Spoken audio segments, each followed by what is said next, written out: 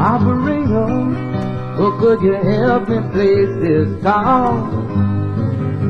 See, the number on the matchbook is old and faded. Living in L.A. with my best old ex-friend Ray. Gosh, she said she knew well and sometimes hated. Isn't it the way he said goes? Well, let's forget all that and give me the number if you can't find it, so I can call just to tell him I'm finding the show. Overcome the blow, learn to take it well. I only wish my words would just convince myself that it just wasn't real, but that's not the way it feels.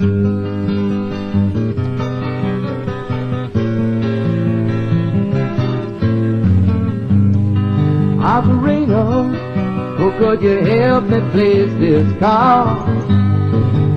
'Cause I can't read the number that you just gave me. Something in my eyes, you know it happens every time. Think about the love that I thought would save me.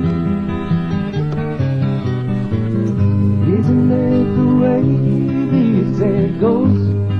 But let's forget all that and give me the number if you can't find it, so I can call just to tell him I'm finding the show. Overcome the blow, I learned to take it well.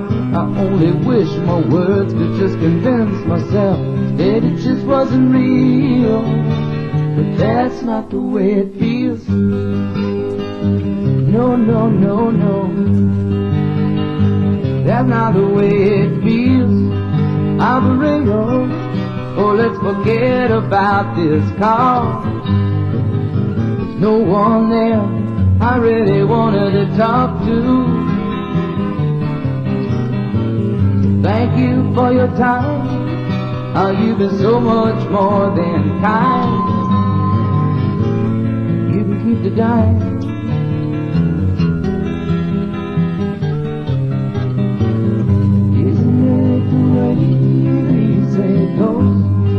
Well, let's forget all that and give me the number if you can't find it, so I can call just to tell him I'm finding the show. Overcome the blow, learn to take it well. I only wish my words could just convince myself that it just wasn't real, but that's not the way it feels.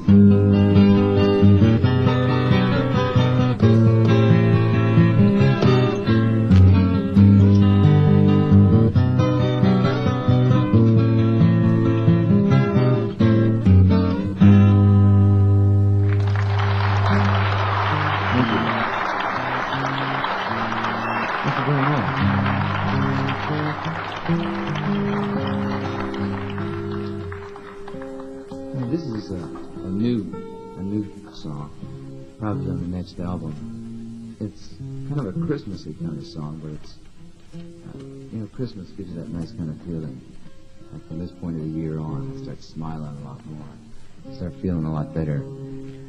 But it could be just a wintertime song, and coming into Cleveland yesterday from Los Angeles definitely was a wintertime feeling. It's some very heavy weather coming down on us. And it's just one of the days, too, they don't have one of the airport things come out and get you, so you don't have to walk in the snow. Had to come down the steps and say, wintertime is here. The song's called It Doesn't Have to Be That Way.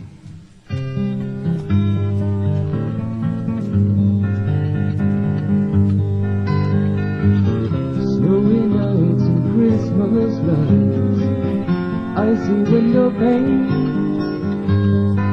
make me wish that we could be together again. And the windy winter winter avenues just don't seem the same, and the Christmas carols sound like blues, but the choir is not to blame. But it doesn't have to be that way. What we have should never have ended. I'll be dropping by today.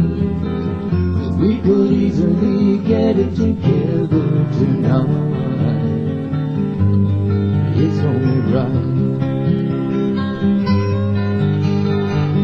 Crowded stores, the corner Santa Claus, tinseled afternoons, and the sidewalk bands that play their songs slightly out of tune on the windy winter avenue. There walks a lonely man, and if I told you who he is, well, I think you'd understand. But it doesn't have to be that way. What we had should never have ended, and I'll be dropping by today. We could easily get it together tonight. It's only right.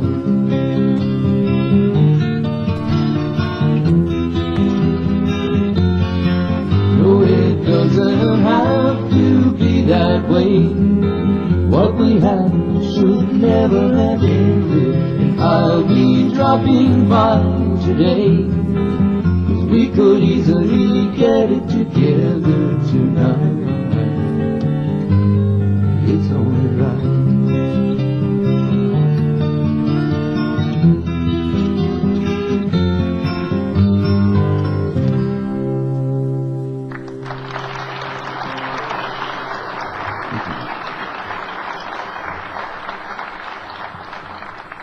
Thank you. This is one of those story songs. I write a lot of songs about characters that I've been meeting over the past couple years while I haven't been playing music. I just changed the names around to avoid getting hurt. It's the truth. You have to be careful. This is a story that took me about 5 years to really get it to the place that I was able to feel easy enough about doing it. And it may seem weird, but it's a story about a woman that lives in the township where we come from. It's about, a little bit bigger than a fire plug. And she's one of these ladies who's got about 3.5 feet of bleached blonde, heavily spray-netted hair on top of her head. So much spray net on there that if you hit her head, it would make a sound. It's just tap, tap, tap, tap, tap, the helmet head. Looks like one of those hats the drum majorette wears, But she drives the school bus. Great, great lady. I met her the first time in a little bar out near where we live, and she was watching some TV show and clapping her hands, and my attention was drawn to the fat that was swinging back and forth under here. You ever seen that? The flap, flap, flap, flap, flap. So that's where she was. But she used to be a roller derby skater, right? As fate would have it. I can't write a song about somebody that just has a regular job. I meet this lady, and all at once a seed's in my mind, and I got to write about her. And she came up Norworth, which is how she says it, and married one of these state troopers. Which, see, now you can start seeing why I had to be careful about how I use the words. Because, as they say in South Philadelphia, he liable to put me in cement shoes and put me in the river for a fish count, which is an unpleasant experience. But anyhow, he's one of those guys with the flat brim hat. Same thing as Army drill sergeants, Look in the eyes and see the back of his head. Picture of wisdom. Takes off his hat and he's got one of those haircuts like a felt tip pen, Well, I only fired 3 warning shots into his head, just to slow him down a bit. So I had to be very careful. Couldn't do it, though. Sat down, worked for months and months and months, every morning during my period of unemployment, to try to get this song together. It just didn't happen. So I ended up going out and buying 2 bottles of brand name carbonated wine. 1 quart of red and 1 quart of white. sat down on the beach, and tried to get the song together. Now, you know that wine, it isn't exactly top-drawer stuff at 39 cents a quart. It will, but it gets you there, you know. Ripple. Remember Ripple? The only wine made in America that's never seen a grape.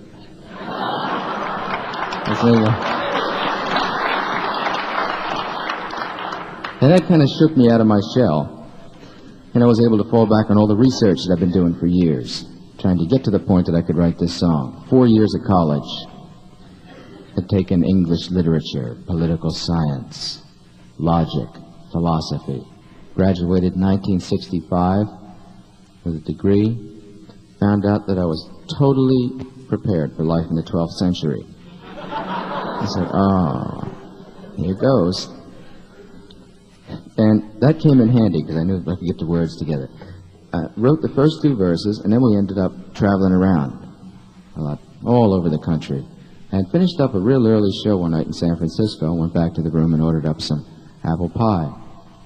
Now, you remember that scandal a couple years ago with that soup, that Bon Vivant soup, with the botulism in it, and everybody was like falling down dying? Well, they went out of business because the scandal was so great, moved out to San Francisco and started making pie. And like, that's what we got. Lucretia Borgia special. Brought it up to the room. The guy opened up his poison ring and flipped it out on there. About a half an hour later, we're both looking at each other like,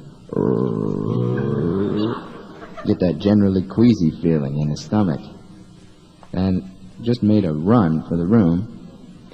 Spent the whole night just with my arms around the thing.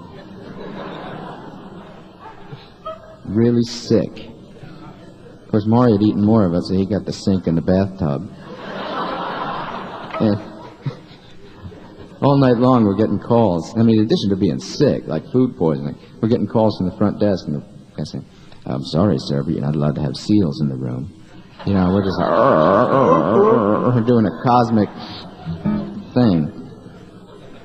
And thinking that we're both going to die, as soon as we were able to sit up and leave the little room, we sat down and started to play, and I got the words for the last verse.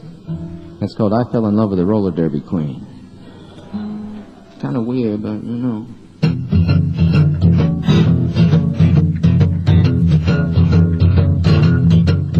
Gonna tell you a story, but you won't believe. But I fell in love last Friday Eve. The girl I saw on a ballroom TV screen.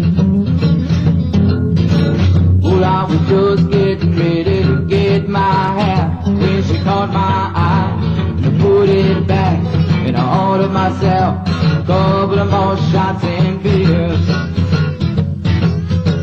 The night that I fell in love with a roller derby queen, round and round, oh round and round, the meanest Uncle woman that anybody ever seen.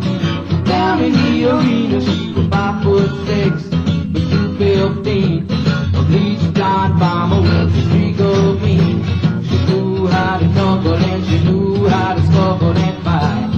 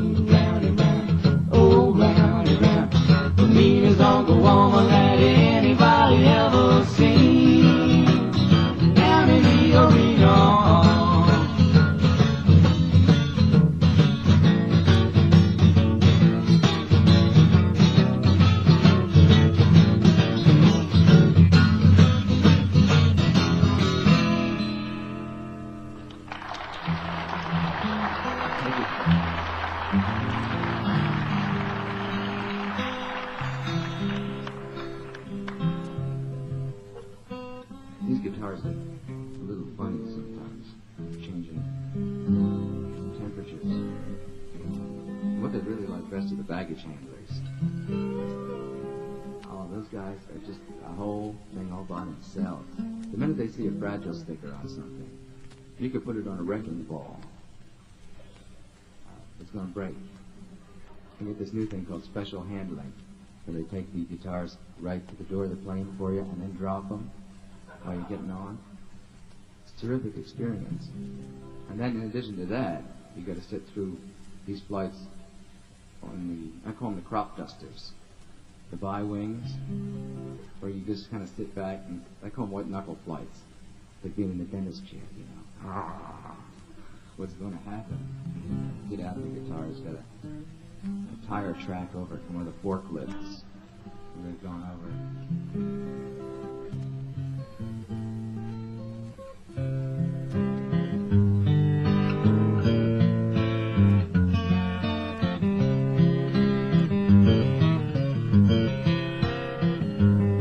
Well, out of Southern Illinois, I'm a down-home country boy. Gonna make it in the city, playing guitar in the studio.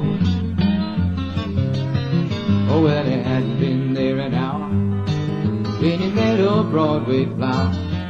So she took him for his money and she left him in a cheap hotel. Oh, well, it's easy for you to see that country boy is me. Seeing how am I gonna ever break the news to the folks back home? Well, I was gonna be a great success. Things sure ended up a mess. In the process, I got messed up too.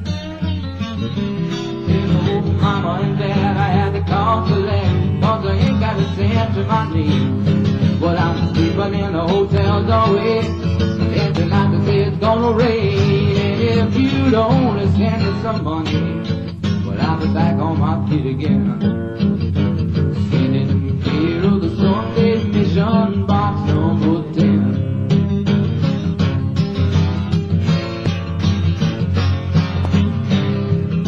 Go back in Southern Illinois, they still worrying about their boy.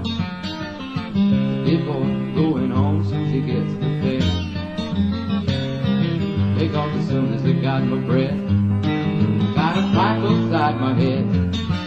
So they let me in and out and took my money and my guitar too.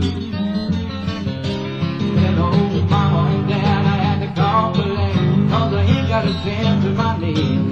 But I'm sleeping in the hotels always, and tonight they say it's gonna rain. And if you don't send me some money, well, I'll be back on my feet again. Sending in clear of the Sunday Mission box number 10.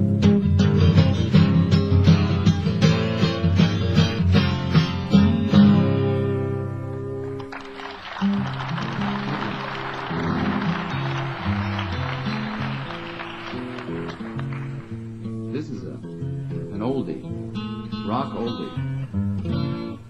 Dig it up from B-side of Coaster's original release, Snake and the Bookworm. Lieber and Stoller wrote some of the greatest funky kind of songs that I can't hear. It's called I've Been Framed.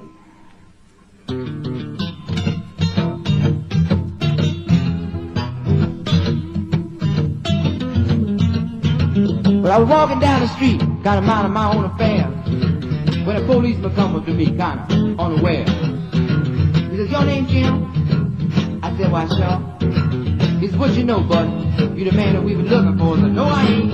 I've been praying." "Well, don't you know that I've been praying?" How come it is I never be doing nothing wrong, but I always get so blamed. I get framed. Took me down the line up, let the bright light shine. There were 9 other poor souls with me standing up there in that line. But I had the feeling I was a victim of somebody's evil plan.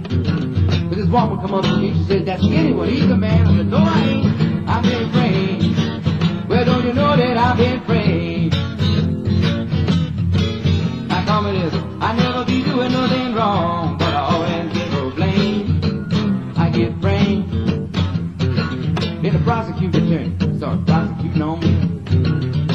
him down the corner of his finger and give me the third degree. He said, where were you on the evening of October 29th? I said, I was down in churches. He said, Judge, that man's lying. I said, no, I ain't. I'm still praying. Well, don't you know that I've been praying? I come it is, I never be doing nothing wrong, but I always get no blame. I get brain. Well, I denied the charges of carrying a big old 44. And I even denied the charges with robbing that liquor store. And I denied the charges of getting drunk with disorderly too. When the judge said stand up, son, well, I stood up, I stumbled, I fell, my gun went off, and blew a hole in the bottom of my boot. And I said, Judge,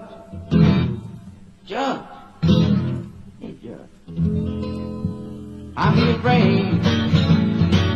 Well, don't you know that I'm being praying? How come it is I never be doing nothing wrong, but I always get no blame? I get brain. How come it is I never be doing nothing wrong, but I always get no blame? I get brain.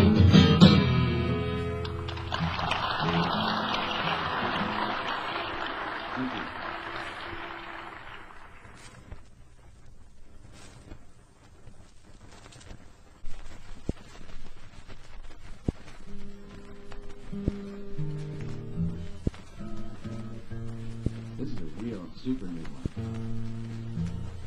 I just got it done the other day. I just came up with a title for it. Here. Weird. Well, I'll have to say I love you in the song.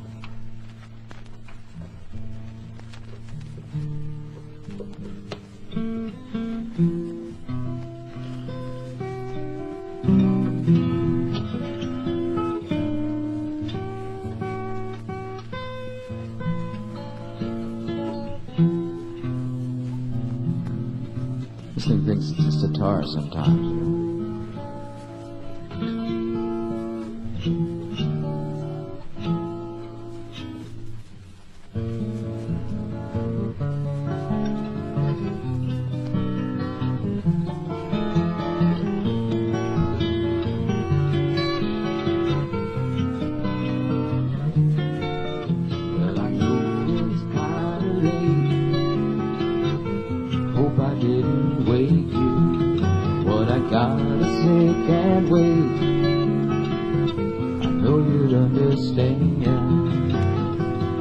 Every time I try to tell you, the words just came out wrong.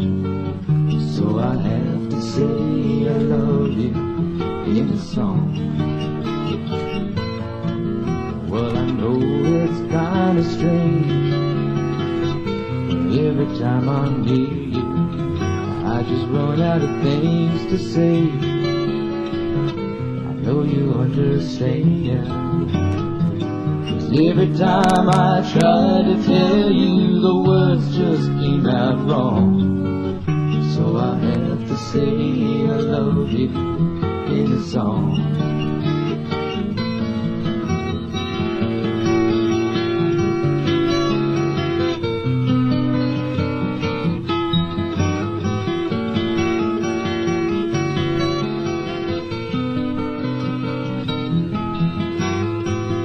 Every time the time was right, all the words just came out wrong.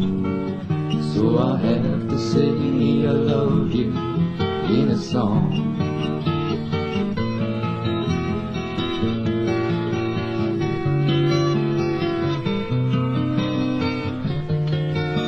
Well, I know it's kinda late.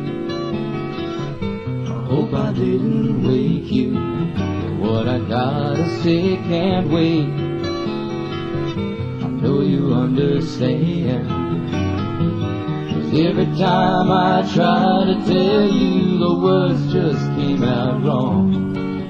So I have to say I love you in a song.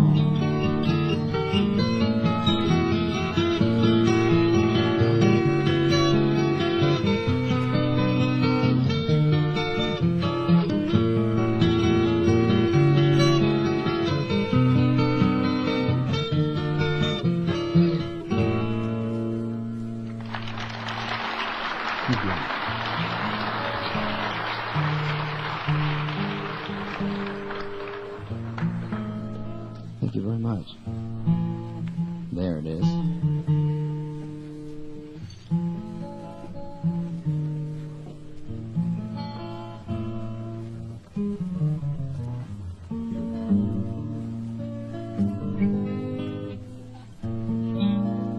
The past couple years, I haven't been playing so much. Just, like since the summer, like April, May, and then we started really going out. Before that, for the past couple years, I've been going through a period of what I call character development. Interesting variety of jobs, most of them in the construction field. And my college education helped me out there. I was driving one of them semi-double clutching E-flat tractor trailers.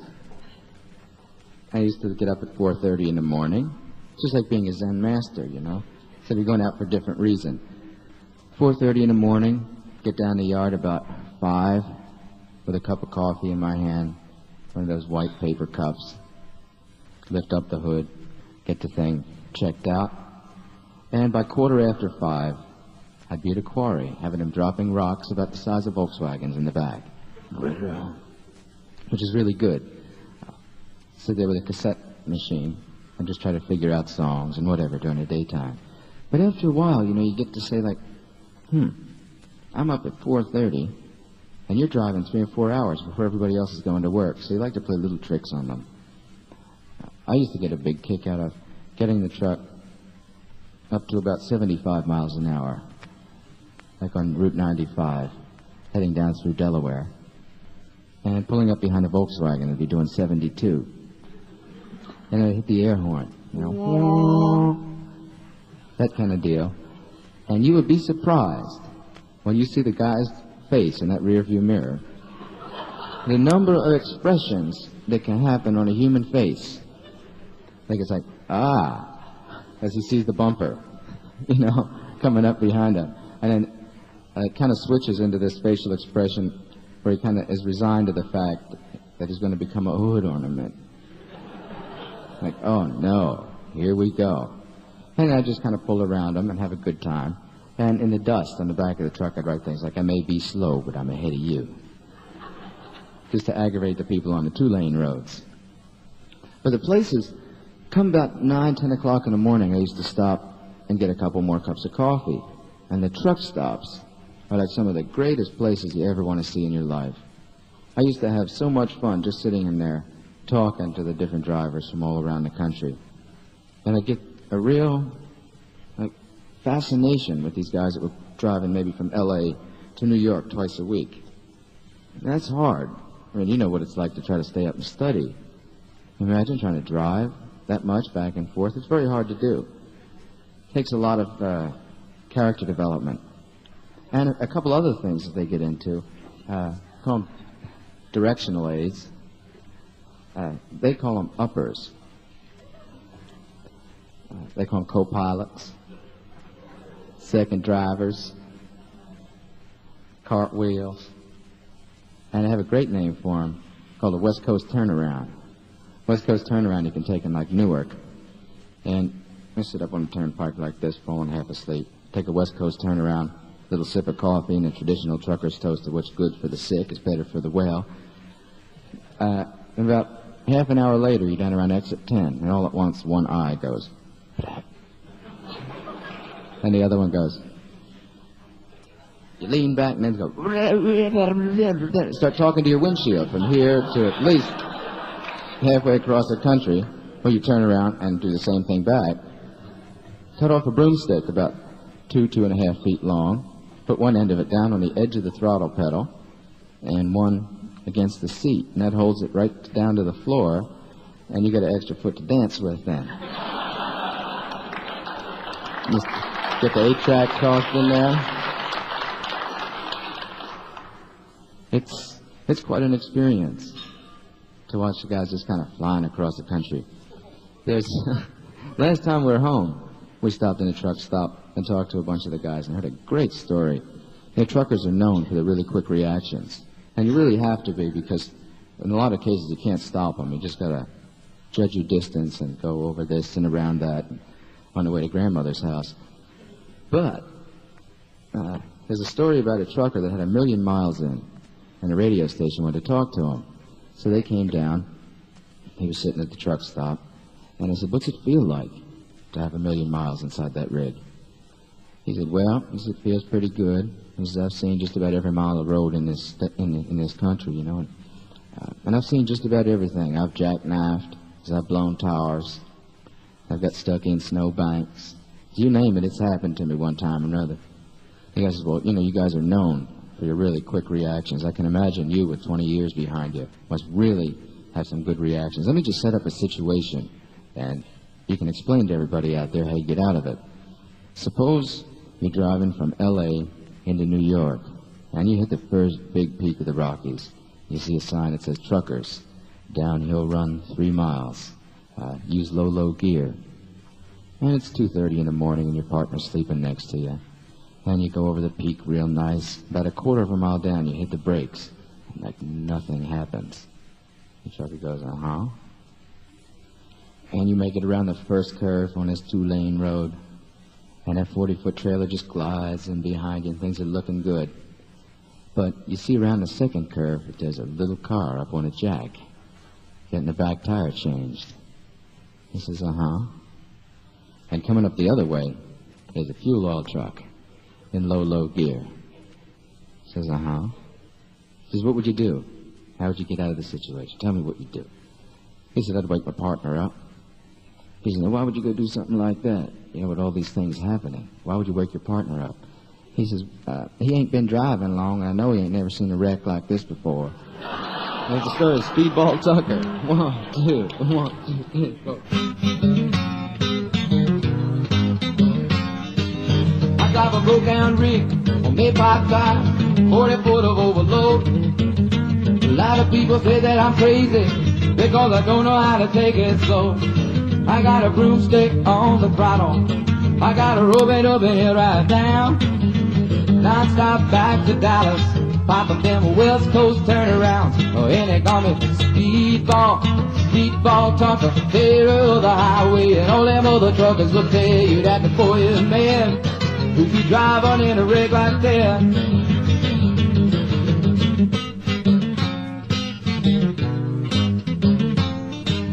You know the rain may blow, the snow may snow, and the turnpikes they may freeze, but it don't bother old Speedball. He going any damn way he please. He got his broomstick on the throttle to keep the throttle full of dancing round, with a cup full of cold black coffee and a pocket full of West Coast turnarounds. Oh, and they call me Speedball Tucker, hero of the highway. And all them other truckers will tell you that the boy is mad if you driving in a rig like that.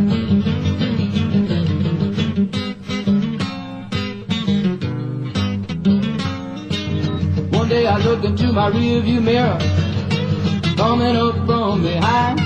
There was a Georgia State policeman and $100 fine. But when he looked me in the eyes, he was writing me up. He said, "Driver, you been flying 95 is the route you were on. It was not the speed limit sign." And they call me Speedball Tucker, hero of the highway. And all them other truckers will tell you that the boy is mad if you driving in a rig like that. Yeah, they call me Speedball Tucker, hero of the highway. And all them other truckers will tell you that the boy is mad if you driving in a rig like that.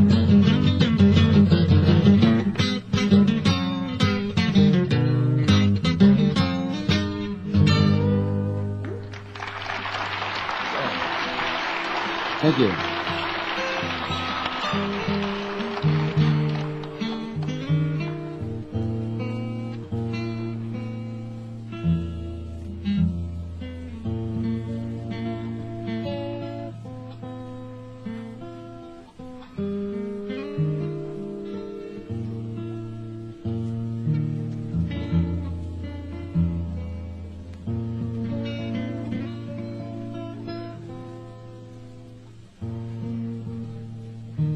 This doesn't usually do this.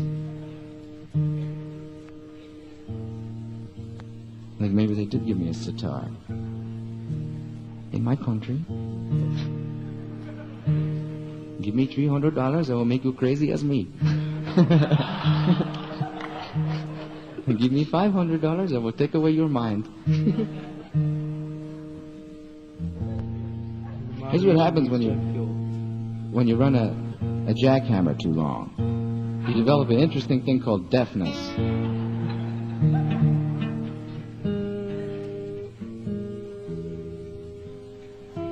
It's getting close, though.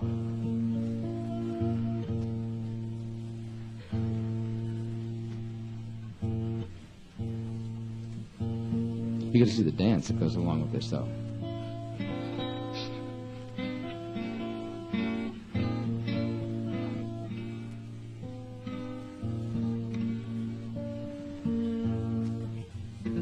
I may get back to the 1961 Folkhead and just play like this.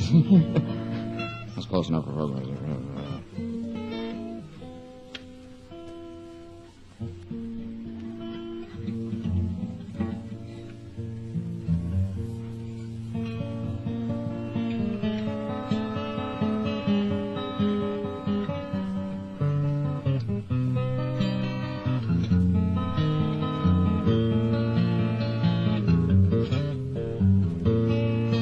Things were spinning around me, and all my thoughts were cloudy, and I had begun to doubt all the things that were me. Been in so many places, oh, I've run so many races, and looked into the empty faces of the people of the night. But something is just not right, and I know that I gotta get out of here. I'm so alone. Don't you know that I gotta get out of here? But New York's not my home.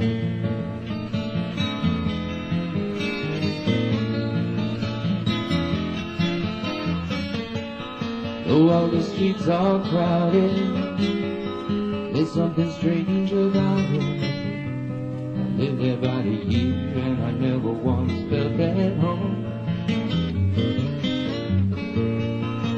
Thought I'd make the big time, I learned a lot of lessons off a quick, and now I'm telling you, they were not the nice time. It's been so long since I have felt fine. It's the reason that I gotta get out of here. I'm so alone. Don't you know that I gotta get out of here? 'Cause New York's not my home.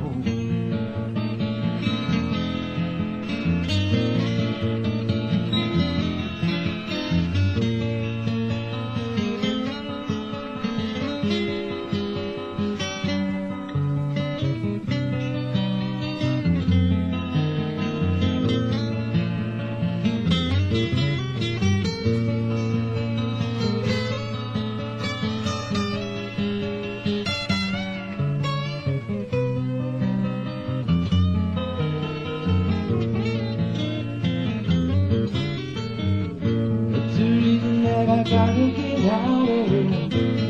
I'm so alone. Don't you know that I gotta get out of here? 'Cause New York's not my home.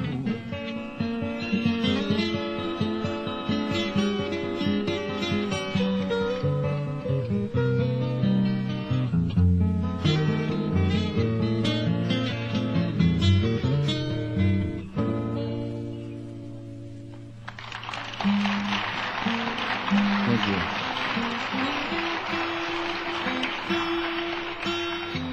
Nice. Really went through a change there. Experimenting with experimental music. Let me get this right for this one.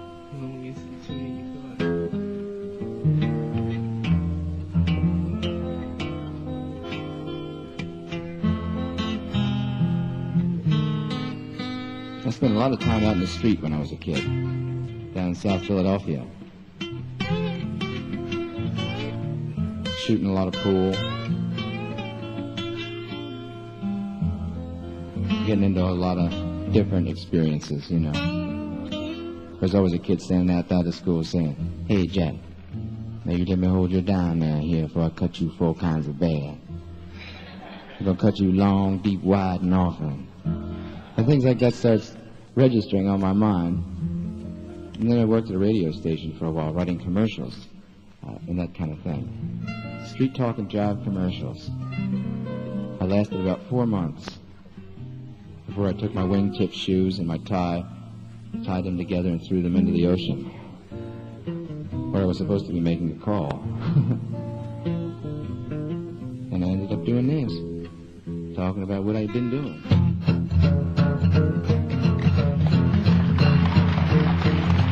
Uptown got its hustlers, Maury got its bumps, 42nd Street got Big Jim Walker, he a bull shooting son of a gun. Yeah, he big and dumb as a man can come, but he's stronger than a country horse. When the bad folks all get together at night, you know they all call Big Jim Boss, just because. You don't tug on Superman's cape, you don't speed into the wind, you don't pull the mask off a old Lone Ranger, and you don't mess around with Jim. Well, out of South Alabama come a country boy, said I'm looking for a man named Jim. I am a bull shooting boy, my name is Willie McCoy, but down home they call me Sam. Yeah, I'm looking for the king of 42nd Street. He drive on a drop-top Cadillac. The last week he took all my money and he makes out money, but I come to get my money back. And everybody say, Jack, don't you know that you don't tug on Superman's tail, you don't speed into the wind, you don't pull the mask off a old Lone Ranger, and you don't mess around with Jim. Well, the hush fell over the pool room, the Jimmy come bopping in Norfolk Street. And when the cutting was done, the only part that wasn't bloody was the soles of the big man's feet. And he was cut about 100 places, and he was shot in a couple more. And you can better believe it's on a different kind of story when Big Jim hit that door. Well, you see, you don't tug on Superman's tail, you don't speed into the wind, you don't pull the mask off an old Lone Ranger, and you don't mess around with Slim. Yeah, Big Jim got it hot. Find out where's that, not hustling people strange. And if you do got to do big stuff to make it cool. You don't tug on Superman's tail, you don't speed into the wind, you don't pull the mask off an old Lone Ranger, and you don't mess around with them.